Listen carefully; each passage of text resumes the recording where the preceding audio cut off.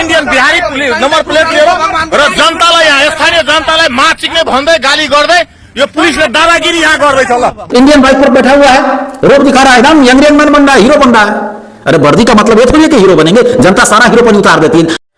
Indian number bike और उस पर बैठा नेपाल का डीएसपी, नेपाल के नागरिक और मधेश के नागरिक को बता रहा था तस्कर। अपशब्दों की भरमार, जिसके बाद लोगों ने वहां सड़क जाम कर दिया है और अब जांच की गाज गिर रही है, गिर सकती है डीएसपी पर। हालांकि नेपाल में इस वक्त बहुत कुछ ठीक नहीं चल रहा है।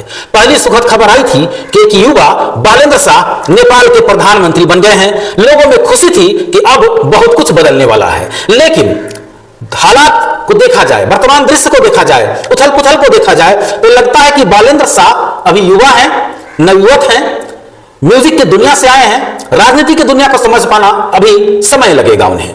वजह यह है कि नेपाल में लगातार उथल पुथल है, लगातार एक के बाद एक वर्दीधारी का कारनामा सामने आ रहा है, तस्करों से मिली भगत की बात सामने आ रही है, लेकिन कहीं भी बालेंद्र सरकार इस मामले में उचित कदम उठाते नहीं दिख रहे हैं। और जो बड़े रसूखदार ताकतवर वर्दीधारी हैं वो छोटे को दबाने में लग गए हैं, ऐसा नेपाल की मीडिया में लगातार खबरें आ रही हैं। हम आपको बता दें कि सबसे बड़ा मामला क्या है कि एक वर्दीधारी जो मामूली पद पर नहीं है, डीएसपी है, और डीएसपी इंडियन नंबर के बाइक पर बैठा हुआ है। जी हां, अगर नेपाल में भारतीय वाहन दिख गया बिना रसीद, बिना एंट्री, तो जब्त कर लिया जाएगा। लेकिन डीएसपी जो वर्दीधारी है वे इंडियन नंबर की बाइक पर बैठे हुए हैं। जब लोग उन्हें टोकते हैं तो मधेसियों को और नेपालियों को कहते हैं तुम तस्कर हो, तस्कर, मतलब उल्टा चोर कोतवाल को डांटे। बड़ी खबर है, आपको बता दें कि हंगामा बरपा है, सड़क जाम हुई है, लोगों ने विरोध किया है, डीएसपी पर जांच की गाज गिर सकती है। लेकिन इससे पहले हम आपको बता दें, कार्रवाई की उम्मीद इसलिए कम दिखलाई पड़ रही है क्योंकि वहां एक डीआईजी है, मधेश के डीआईजी हैं। ऑडियो लीक होता है पुलिस महकमे के 2 लोगों का। ऑडियो में बोला जाता है कि 4-4 लाख रुपया डीआईजी ले रहे हैं, तस्करों की मदद कर रहे हैं।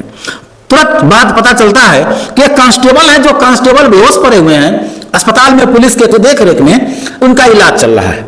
बाद में पता चला कि वो साजिश कर रहे थे डीआईजी के खिलाफ। अब ऑडियो कहां से बनवा कर ले आए सो नहीं पता, ऑडियो जारी करवाएं, लीक करवाएं, और उन पर अब कार्रवाई की बात चल रही है। जनता आक्रोशित है, पुलिस में भी खलबली है।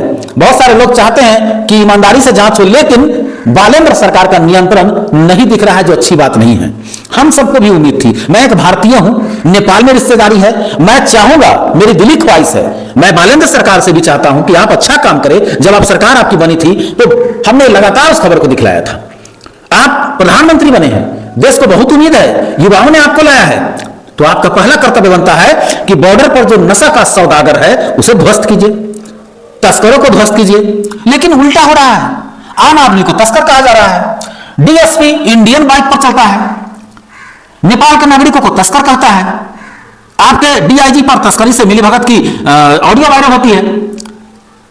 एक बूढ़ी महिला, एक गांव की महिला, एक गांव की बेटी, एक गांव की बुजुर्ग एक झोला में सामान लेकर जा रही है, उसके झोला को कुरेदा जाता है, केला ले जाता है, 2 दर्जन उसको बेइज्जत किया जाता है, मान मर्दन किया जाता है। अरे बालेंद्र साहब, नेपाल की जनता सिर्फ पहाड़ी नहीं, मधेश के लोगों ने आपको जितना बढ़ चढ़ कर बहुमत दिया है, उनकी सम्मान का भी ख्याल रखिए साहब। आपका ये डीएसपी क्या कर रहे हैं आप लोग? ये डीएसपी इंडियन नंबर बाइक पर चढ़ा हुआ है। और नेपाल में जब केडिया अपहरण हुआ था, आप उस समय पॉलिटिक्स में नहीं थे साहब। आप 2016 का दिन याद कीजिए, 2016 का वो वर्ष जब आपके उद्योगपति केडिया का अपहरण हुआ था, भारतीय मूल के लोगों ने उनका अपहरण किया था नेपाल में। तब पता चला था, खबरें थी मीडिया में उस समय कि नेपाल में बड़े पैमाने पर इंडियन वाहन है। कुछ दिन कार्रवाई हुई, बाकी सब लिपापोती हो गया। अब प्रधानमंत्री बने हैं, हम भी चाहते हैं कि नेपाल में जो भारतीय वाहन गलत तरीके से रखा गया है, कभी चोरी करके कोई रसूखदार ताकतवर लोग चेपो कर रहे हैं, आप उस पर ध्यान मत दीजिए, उस पर कार्रवाई कीजिए ना। लेकिन साहब इंडिया से लोग जा रहे हैं बाइक से घूमने के लिए, अरे 20 किलोमीटर 25 किलोमीटर जाते थे, आप उसको 8 किलोमीटर कर रहे हैं।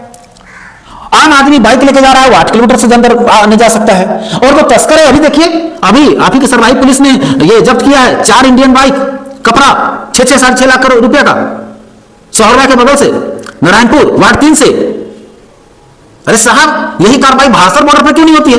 बड़ी भाषर रात में दिन बना हुआ है, आपके डीआईजी पर उंगली उठती है, उचित जांच क्यों नहीं होता है? उच्च स्तरीय जांच क्यों नहीं होता है? आपका डीएसपी जनता को तस्कर कहता है और खुद इंडियन बाइक पर बैठा हुआ है, रोड दिखा रहा है, एकदम यंग मैन बन रहा है, हीरो बन रहा है। अरे वर्दी का मतलब ये थोड़ी है कि हीरो बनेंगे, जनता सारा हीरोपन उतार देती है। आप भी तो कुछ दिन पहले जनता थे ना साहब, जेनजेड आंदोलन हुआ था, आप जनता थे, मेयर थे लेकिन जनता थे, उससे पहले भी जनता थे। आप आक्रोश में रहते थे, भ्रष्टाचार के खिलाफ बोलते थे, गाते थे। आज कहां चला गया सब?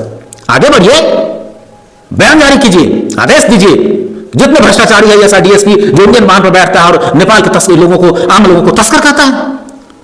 डीआईजी पर आरोप है, ऑडियो लीक हुआ, उच्च स्तरीय जांच होनी चाहिए, लेकिन ऐसा कुछ नहीं होता है। हमें भी उम्मीद है बालेंद्र जी आपसे, हे बालेंद्र साहब आइए ना, ताकत लगाइए ना, बोलिए ना फोर्स को, बोलिए अपने विंग को, सुरक्षा तंत्र को, जाओ जाके बॉर्डर पर जो तस्कर है, जो नशा का सौदागर है, जो सूखा नशा करता है, शूट एंड साइड जो करना है करो, लेकिन खत्म करो उसे। लेकिन आम जनता का इज्जत करो, इज्जत से चेकिंग करो। अगर थोड़ा बहुत सामान लाता है तो उसको मत रोको, उसे जाने दो। लेकिन नहीं, आपका डीएसपी गुंडागर्दी पर उतारू है, गुंडागर्दी पर। इंडियन बाइक पर चढ़ता है और पब्लिक पर रोड झाड़ता है। इसके लिए जनता आपको नहीं बैठाई है, इसके लिए आपको जनता गद्दी नहीं दिलवाई है। मैं जेनजेड से कहूंगा, नेपाल के जेनजेड से, अरे साहब मैं नेपाल के जेनजेड को सलाम करता हूं। जानते हैं क्यों? वहां के जेनजेड के कारण ही भारतीय मीडिया और तमाम लोगों ने जेनजेड शब्द का इस्तेमाल किया। वहां के जेनजेड ने दिखलाया है कि सरकार जब भ्रष्ट हो जाए तो सत्ता कैसे बदली जाती है। तो साहब अगर आप नहीं ध्यान देंगे तो आपको बदल देगी। बहुत उम्मीद है आपसे बालेंद्र जी, आगे बढ़िए। नेस्तानाबूद कीजिए सूखा जो तस्करी करता है, नशा का सौदागर है जो तस्कर है। आम लोगों को इज्जत दीजिए साहब, उस बूढ़ी मां को इज्जत दीजिए साहब जिसकी बेटी वहां बसती है, उधर को उस मां को इज्जत दीजिए साहब जिसकी बेटी इधर बसती है। अरे साहब 1000-2000 का सनेसवा को लेकर के लोग जाते हैं, कुछ फल कुछ कपड़े ले लेते हैं, उस पर तो लोग आम नहीं लगाइए साहब। हे बालेंद्र जी जागिए नींद से, नया नया सत्ता मिला है, एकदम खो से गए, नींद से जागिए साहब। चाहे मधेश की जनता हो चाहे पहाड़ की जनता हो, वो आपकी जनता है, उनकी कदर करवाइए और तस्करों पर लगाम लगवाइए। इस डीएसपी पर कार्रवाई करवाइए और डीएसपी के खिलाफ वहां पर आंदोलन हुआ है, सड़क जाम हुआ है, लेकिन यही कहेंगे कि काठमांडू से आदेश निकलने चाहिए। ऐसे डीएसपी को सिर्फ सस्पेंड नहीं करना चाहिए, गिरफ्तार करने की जरूरत है। गिरफ्तार की वीडियो साक्ष्य है, इंडियन नंबर प्लेट पर घूम रहा है, गिरफ्तार कीजिए उसको।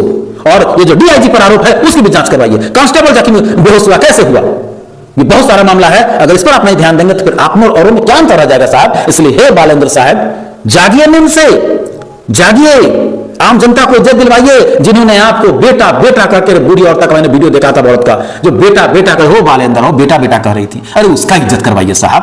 इससे गुरूर घमंड में चूर डीएसपी जो वर्दी पहनता है और इंडियन बाइक पर चढ़ता है और जनता को तस्कर कहता है, ऐसे डीएसपी को ऐसा सजा दिलवाइए कि घर बैठे और झाड़ू मारे, ये नौकरी करने के योग्य नहीं है। नेपाली पुलिस होइन, यो कहाँबाट हामी तस्कर हो कि तपाईँहरू तस्कर हो, यो प्रष्ट देखिन्छ यहाँ हेर्नुहोस् होइन।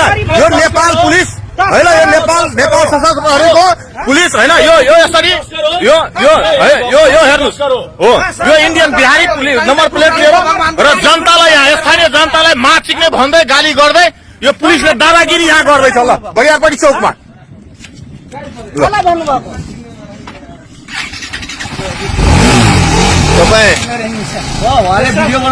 ठिकै छ। तस्कर को हो यहाँ प्रमाणित हुन्छ, तस्कर को हो प्रमाणित हुन्छ, यहाँ तस्कर को हो सिधै बिहारको तस्कर। ल मिलेन नि सर, अनि सबै तस्कर हो भनेर एकदमै धम्काएर एकदमै ठाडो शैलीमा गाडीबाट उत्रेर एकैचोटि एकसरी सन्किएर आयो नजिकमा। फेरि हामीहरू पनि गयो त्यहाँ। अनि सर तपाईँलाई कसले दियो यस्तो अधिकारहरू सोद्धाखेरि उसले फेरि बाइकमा छ त सबै साला तस्कर हो यसरी भनिरहेछ। फेरि एउटै कुरा हो, हामी धेरै कुरा बुझ्दैनौँ। ऊ पाडीबाट ड्रग्स खाएर आएको मान्छे हो, उसको तपाईँ भिडियो हेर्नुहोस्, उसको एटिट्युड हेर्नुहोस् होइन। उसलाई अविलम्ब समातेर तपाईँहरू मेडिकल गराउनुहोस् होइन, त्यो अविलम्ब समातेर मेडिकल तपाईँहरू गराउनुहोस् होइन, त्यो मेडिकल गराउनु पर्यो होइन। त्यसरी तपाईँ पुलिसमा पनि डिसिप्लिन हुन्छ, पुलिसलाई पनि केही सिकाएको हुन्छ कि पुलिसलाई पनि त्यो आम जनतासँग कुरा गर्न सिकाएको शैली सिकाएको हुन्छ। उसको मेडिकल चाहिँ गराउनु पर्यो कि कुराकानी गर्न। मेडिकल अर्को कुरा, राज्यले सेवा दिइरहँदाखेरि भारतीय नम्बर प्लेटमा आफै पनि सुरक्षाकर्मी चलिरहँदाखेरि उहाँले विभागीय कारवाही के हुन्छ? उहाँ यसो उहाँले राज्यको सेवा सुविधा लिइरहेको छ।